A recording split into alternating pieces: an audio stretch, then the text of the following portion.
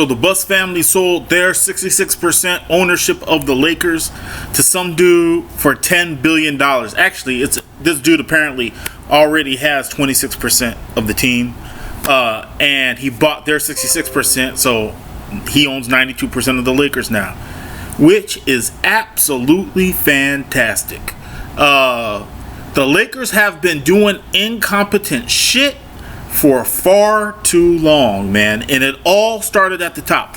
Many of you guys may not know, I used to be on Laker Nation, the board, Laker Nation, and LakerGround.net, and they kicked me off. And part of the reason why they kicked me off is because I am a diehard Laker fan. But these cats, it's probably a bunch of little 10-year-old kids who got offended with some of the shit I was saying, but they were Johnny-come-lately. They just got to get to know the Lakers. They weren't fans like me. And real fans know. Dr. Jerry Buss was one thing. Jerry West was one thing. Yo, man, the kids were something different. And when you look at any business, the kids are something different. They just don't carry the same passion and will that the parents did. It's nature, man. It's just how it goes. It's what it is, you know. And for years, I've been saying that Jeanie Buss, I don't care how much she says she loves the Lakers. I don't care what she says. She was a terrible owner. Absolutely terrible. And, you know, the fans did not understand how she was holding back the franchise. You know, Jeanie Buss, and I've said this in many of my other videos, she slowly but surely turned the model from winning to business. And it was her. I'm telling y'all, it was her. You know, and in some of my other videos I've said this, and many of you said, no, I think the Lakers still want to win. I think the Lakers still want to win too. I really do. It's just that I also know that some of the moves they were making and some of the ways they were executing said, we're okay. Well, what made you okay? The fact that you had Kobe Bryant on your team made you okay. The fact that you had LeBron James and Anthony Davis on your team made you okay. Hey, look, Rob Pelinka can't sit out an entire offseason without getting co-signed by the owner. He can't do it. And he did that last offseason because somewhere in their business model was not winning. You see, that's the difference. Dr. Jerry Buss and Jerry West, winning was the business model. If we win, everything else is going to fall into place. The Lakers haven't been that. And the thing is that when you get out of that way of thinking, where winning is the number one priority, you can't just jump right back into that way of thinking. The world does not work like that. You know, in anything you do. If you watch a basketball game and you see a team shooting just a bunch of three-point, like we've had games where the Lakers shoot 55-60% of their shots as threes. They shoot poorly and they lose the game. Well, at some point in the game, you say, well, how come they don't just stop doing that? Because you can't just stop doing that. The mind doesn't work like that. You know, when you pick up a bad habit, you can't just stop doing that bad habit.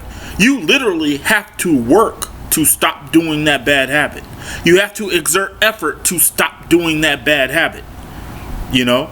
And that's why when the Lakers shoot those crazy number of threes, they just can't stop shooting those crazy ass number of threes. You know, now the whole defense built their offense, built their defense to allow you to keep shooting those stupid ass number of threes. That's just not how the world works. And over the last many years, I've noticed, you know, and again, I've been watching basketball since 1982. And I know what the Lakers are as an organization. Whether they're on, I know what they are as an organization. And you saw that change when Jerry West left. Mitch Kupchak came, and while I believe his heart was in the right place, and the dude is a blue-collar grinder type, he was taking marching orders, in my opinion, from somebody else. You see, when Jerry West was in charge, he was more inclined to say, F it, I quit. he was also under Dr. Jerry Buss. And Dr. Jerry Buss said, look, man, if you really, really think this, go for it. On a handful of things, Dr. Jerry Buss would say, okay, look, I'm the boss now. And this is where I stand on this. And he'd do it, right? My understanding is Dr. Jerry Buss is the one who pushed to get Magic Johnson to L.A. in the draft, 1979 draft. That we actually wanted Sidney Moncrief, if I'm not mistaken. But anyway, that's a long story. Well, Dr. Jerry Buss overrode Jerry West and told him, "Nah, man, we need Magic. Give us Magic Johnson." Anyway, that was their relationship, and they had a good relationship. But as time went on, and as Dr. Jerry Buss couldn't do his job as well, the kids started moving in, right? And Jim was awful. For all practical purposes, the dude was awful. He just lowered the prestige of the Lakers' name in a sense. Dude will come in, wearing shorts and a Hawaiian shirt or some shit. You know what I'm saying? I like where I work. I got guys who do stuff like that, and it's like, look, man, I get it. You're young and you may want to change some shit, but yo, you're not sacrificing yourself. This is business attire. Respect the business, and you just saw that slowly degenerate over time, and man, like I said, I was on Laker Nation and LakerGround.net, and they wanted me kicked off. This was years ago. It's like 10, 15 years ago. And they wanted me kicked off because I straight up say, yo, Jeanie Buss sucks. Is an executive, you guys. And they say stuff like, well, how dare you say something about Jeanie Buss? And that's when I knew that I was an old school Laker fan and they were new school. They pushed and prod me. I could tell the moderators didn't like me. I could tell back then. How do I know? Because these cats would say foul stuff and push and prod me, and then I'd respond because, in all fairness, I was probably just a little bit too old to be on them sites because I was probably, like I said, I was probably arguing with some 12 or 14-year-olds or something like that. But I'd say something that was mean, but it didn't break the rules. And I'd be pushing that line, man, and they'd all be complaining about me. And then ultimately I got kicked off. But one of the things that really pissed off both those websites was me slamming Jeanie Buss because I was old enough to see the transition and the way the Lakers approached winning. I saw the transition from Dr. Jerry Buss to Jeanie Buss and Jim Buss. I saw the transition happen. And they just had it became a business. The business model was filling seats. The business model was not winning. That's what I saw. Right? And I don't know if you guys could tell, man, I'm so happy. I'm so happy because I just got the feeling that the Lakers had between the Showtime era that ended in 91 when Magic got HIV, and the Shaq Kobe era. A lot of you may be thinking, oh man, those were the dog days of being a Laker fan. Those days sucked. They didn't suck. They were fantastic. And the reason why they were fantastic was because the fans knew that the management put out the best they could. Right? They did everything they could, and you could see it. Right? Even though the Lakers sucked, they didn't even suck all those years. Just you could see it. It was like, yo, you know what? Magic left.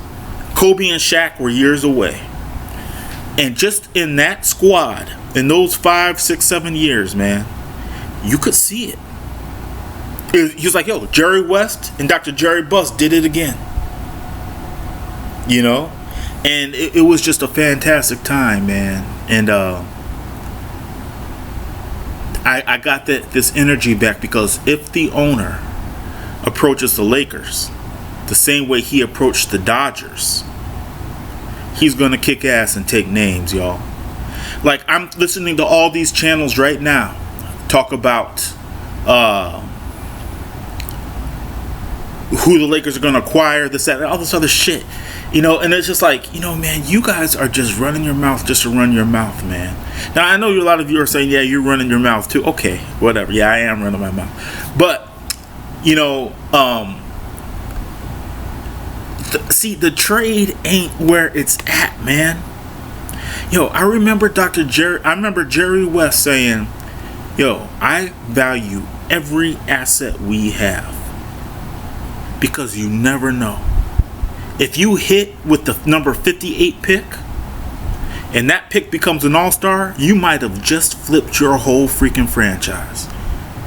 And that's, for example, that's what San Antonio did with Tony Parker and Manu Ginobili.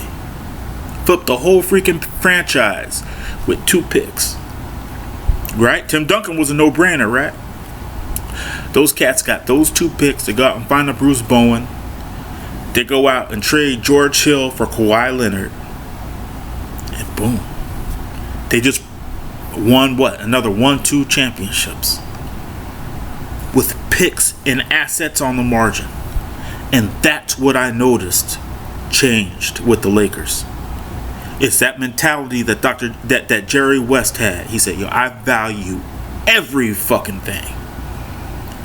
Everything I value.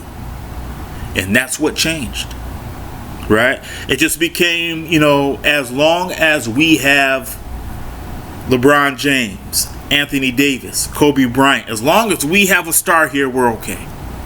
But that wasn't the model back in the day, you guys, I'm telling you. You know, and that's why I'm so excited that we got a new guy in. Because I saw what he did with the Dodgers. Right? He does own the Dodgers, right? Yeah, I saw what he did with the Dodgers. And I'm not even a baseball fan. I'm not even a baseball fan. But I hear, right? You can't get away from it. This, you know, whatever the ownership did and who they put in place to do what, yo, they've been doing the right thing with the Dodgers, man. You know, and that's all we ask for as fans. As fans, all we ask is that management does what they're supposed. Yo, a whole off season, you got LeBron, and you spend a whole off season and don't do shit. See, something tells me this dude is gonna look at Rob Pelinka and say, "Get the fuck up out of here, man. Go. You can't do that. That's unacceptable." You know, and that's why I am excited, because I felt. I don't know that he does this, but that is how I felt when it was happening. I'm like, yo, man, you got to fire this dude. How is he going to... LeBron is 40 years old, and this dude goes a whole offseason knowing the team has a million different upgrades to make. And you don't do shit? Yo, you got to go. That's how I felt. And I get the vibe that that's how this dude is going to feel. You know, this is his baby. This is his investment.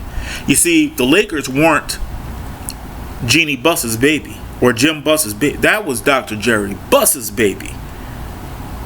The Lakers are now this dude's baby, whatever his name is. It's his baby. And so, you know, man, it's been a long time coming, man. You guys don't even know.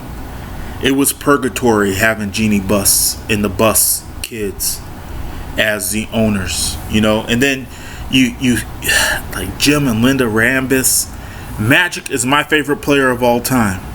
But the notion he had to be in charge? I mean, come on, man. Just fraternization. You know, and then, you know, on top of that, you want to think this is a merit-based society. You know, but every time you hear the rich people who are yelling and changing laws, and they got all the pull in politics and whatnot, right? You see them do more fraternization and just interfamily and friends and all this. You see them do more of that shit than anybody, man. And, you know, I just got so sick and tired of it. I was just so sick and tired of it. Anyway, man, yo, this is a happy day to me. Happy day. And I hope you all see it too. Man, look, I'll be honest with you. towards the end with Kobe, I wanted him to retire. That 18th, 19th, 20th season, I was like, I can't wait till this shit is over. And part of that was because while Kobe was playing, the Lakers had nothing. And see, this ain't Kobe's fault. I couldn't stand Kobe's game towards the end. I thought it was terrible. But what I'm speaking on right now is not Kobe's fault. Right? It's just that towards the end, you could tell the Lakers were using Kobe as a cash cow. Right? As long as we got Kobe, even though the team absolutely sucks and will not make the playoffs, the play-in, or anything else, as long as we got Kobe, we're going to keep selling out arenas. That's what I'm talking about, y'all.